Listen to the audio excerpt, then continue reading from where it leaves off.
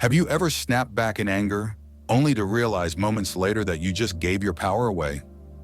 It is a trap we all fall into. The moment you react emotionally to an insult, you lose. You show the world that your self-control is fragile. But what if you could disarm a disrespectful person without saying a single nasty word? Today we are analyzing 7 specific Stoic responses that don't just shut down disrespect, they command instant authority. These aren't just comebacks, they are psychological shields used by emperors and philosophers to maintain dignity in the face of chaos. Master these and you will never lose your cool or your respect again. Stay until the end because comeback number 5 will blow your mind. Let's dive in. The first comeback isn't actually a word, it is the weaponization of silence. In Stoicism, we learn that the most dignified response to foolishness is often nothing at all. When someone insults you or tries to bait you into an argument, your instinct is to defend yourself immediately. The Stoic overrides this instinct with the pregnant pause. When the insult lands, you do not speak. You look them in the eyes, maintain a neutral expression, and wait. You count to 3, slowly. This silence does 2 things. First, it signals that their words did not hurt you, they bounced off your armor. Second, it creates a vacuum of social awkwardness that the attacker feels compelled to fill. They will often start stuttering or walking back their statement because the silence makes them feel their own immaturity. Think of the Roman Emperor Marcus Aurelius. He faced betrayals and insults from his own generals. He wrote to himself, "The best revenge is not to be like your enemy. When you snap back, you become like them, petty and emotional. When you pause, you remain an emperor." There is a story of a Spartan general who was being berated by a diplomat from a rival city. The diplomat shouted insults for an hour. When he finally ran out of breath, he asked the Spartan, "What shall I report back to my city?" The Spartan simply replied, "Tell them that you shouted and I listened." That is the power of the pause. It shifts the dynamic from you being a victim to you being the observer of someone else's tantrum.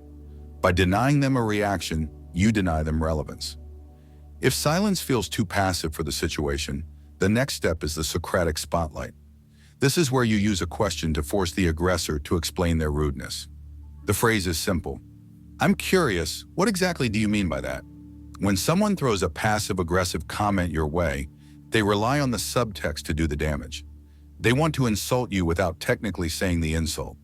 By asking them to clarify, you drag the insult out of the shadows and into the light, where it usually withers away.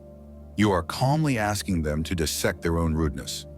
Socrates, the father of Western philosophy, was the master of this. He never preached. He only asked questions until his opponents realized their own ignorance.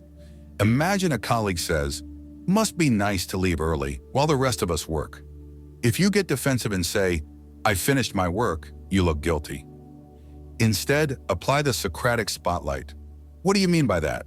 Are you worried about the project timeline? Or is there something else? Suddenly, they have to either admit they are being petty or back down. You have shifted the cognitive load onto them. You are no longer the one on trial, they are. As the Stoic philosopher Seneca said, "He who is brave is free." You show your bravery not by fighting, but by holding a mirror up to their behavior. If they double down and try to insult you again, you simply repeat the process with genuine curiosity. That is an interesting perspective. Why do you feel the need to say that? You treat their anger like a specimen in a lab, something to be studied, not something to be feared. This is perhaps the most counterintuitive, yet devastatingly effective comeback in the Stoic arsenal. The agreement. This technique is often called stealing the stone. If someone throws a stone at you and you catch it and put it in your pocket, they have no weapon left. When someone insults a specific trait of yours, perhaps calling you lazy, short, poor, or obsessive, and you deny it, you validate that their opinion matters. When you agree with them, you render their insult useless. You strip the words of their venom because you refuse to be ashamed. Epictetus, born a slave and crippled by a cruel master, became one of the greatest Stoic teachers. He had a famous approach to slander. He said, "If anyone tells you that a certain person speaks ill of you, do not make excuses about what is said of you, but answer, 'He was ignorant of my other faults, else he would not have mentioned these alone.'" Think about the confidence that requires. You are essentially saying, "You think that is bad? I am much worse than you realize." By engaging in self-deprecation, you become bulletproof. If someone says, "You're really bad at this presentation," and you reply, "You're right, I've definitely had better days.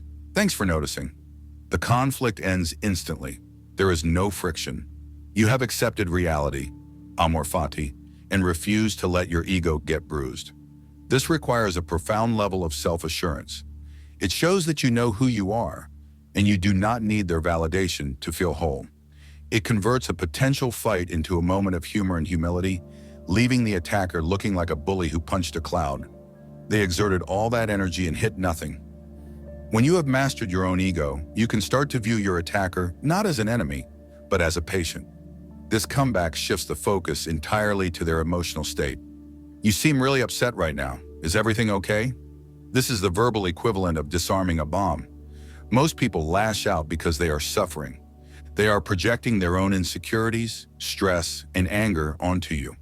By labeling their emotion, "You seem upset," you detach yourself from the attack. You are acknowledging that this situation is happening to them, not because of you. There is a legendary story about Cato the Younger, a Stoic who rivaled Julius Caesar. While debating in the forum, a man grew so angry at Cato's arguments that he spit in Cato's face. The crowd gasped, expecting a brawl. Cato simply wiped his face and said, "I will swear to anyone, sir, that people are wrong when they say you cannot use your mouth." He didn't get angry. He didn't even acknowledge the disrespect as an injury. In a modern context, when you ask, "Are you okay?" you are taking the high ground. You are acting like the adult in the room. This often shocks the aggressor. They wanted a fight, but you offered therapy. It breaks the script of conflict. As Marcus Aurelius reminded himself daily, when you wake up in the morning, tell yourself, "The people I deal with today will be meddling, ungrateful, arrogant, dishonest, jealous, and surly. But I have seen the beauty of good." By responding with empathy rather than anger, you prove that you are the good that Aurelius spoke of. You refuse to let their storm enter your harbor. Sometimes you need a comeback that draws a hard boundary between reality and perception. The phrase is, "I understand that is your opinion," or simply, "That is one way to look at it." This is rooted in the Stoic discipline of assent. The Stoics believe that nothing is good or bad, but thinking makes it so. When someone insults you, they are offering you an impression, a subjective view of the world. You have the choice to accept that impression as fact or reject it as merely their opinion. When you say, "That is your opinion," you are verbally closing the gate of your mind. You are acknowledging that they spoke, but you are refusing to accept the content of their speech as truth. It is a dismissal, but a polite one. Imagine a manager or a relative criticizing your life choices.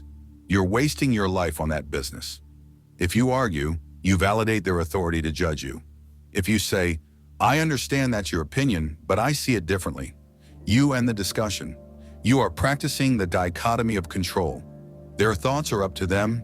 Your reaction is up to you.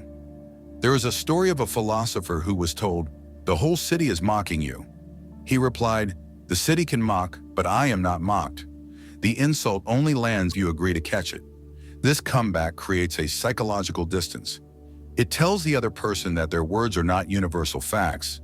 They are just sounds coming out of their mouth, and you are under no obligation to believe them. When you want to end an interaction completely and move on, use the gratitude pivot. "Thank you for sharing that," followed immediately by returning to your work or life. This is the ultimate gray rock method. It treats the insult as a piece of data that has been received, processed, deemed irrelevant, and filed away. It is cold, it is professional, and it is incredibly frustrating for someone who wants to get a rise out of you.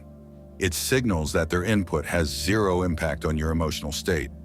Seneca wrote extensively about the shortness of life. He argued that we waste so much time on trivial things.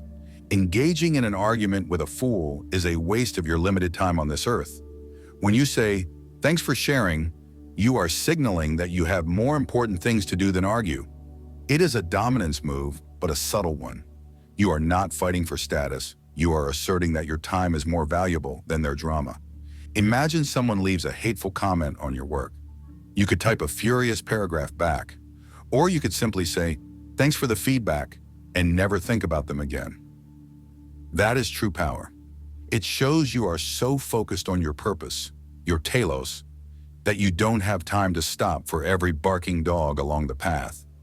As the proverb goes, the lion does not turn around when a small dog barks. Be the lion. The final comeback is the shortest and often the hardest to say, no. Or its cousin, I am not going to discuss this. Sometimes the most stoic thing you can do is refuse to engage entirely. You do not owe anyone an explanation, a debate, or a justification for your existence. If someone is being disrespectful, you have the right to simply walk away or end the conversation. This is not running away. It is preserving your tranquility. To wrap this up, remember that the goal of these 7 comebacks, the pause, the question, the agreement, the empathy, the subjective shield, the gratitude, and the refusal, is not to win the argument. A Stoic does not care about winning an argument with a fool. The goal is to maintain your own character. As Marcus Aurelius said, if it is not right, do not do it. If it is not true, do not say it. When you use these responses, you earn respect because you demonstrate that you are the master of your own mind. You show the world that you cannot be controlled by external events or other people's words. You become a fortress. So the next time someone tries to drag you into the mud, remember these tools. Don't react, pause, breathe, and choose the response that keeps your hands clean and your head high. That is how you earn respect.